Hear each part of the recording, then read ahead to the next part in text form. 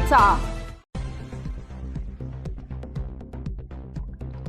मुंबईहून कांदा भरण्यासाठी आलेल्या कंटेनर आणि दुचाकी यांच्यात झालेल्या भीषण अपघातात दुचाकीवरील एका महिलेचा जागीच मृत्यू झाला, तर दुचाकी चालवणारा तरुण गंभीर जखमी झाला।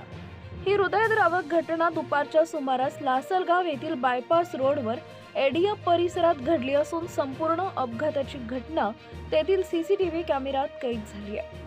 प्राप्त माहितीनुसार कंटेनर क्रमांक MH46CL 4030 हा बायपास रोडवरून वळण घेत असताना भरधाव वेगात येणारी दुचाकी क्रमांक MH15EM 9712 मध्ये जोरदार धडक बसली।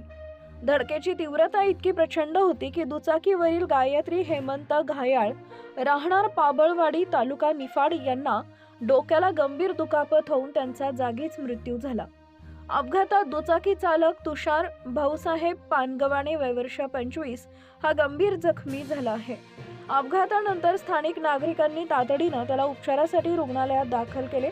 त्याच्यावर सध्या नाशिक जिल्हा शासकीय रुग्णालयात उपचार सुरू असून त्याची प्रकृती चिंताजनक असल्याची माहिती आहे। अपघाताची माहिती मिळताच लासलगाव पोलीस घटनास्थळी दाखल झाले। पोलिसांनी पंचनामा करून मृतदेह शवविच्छेदनासाठी पाठवला।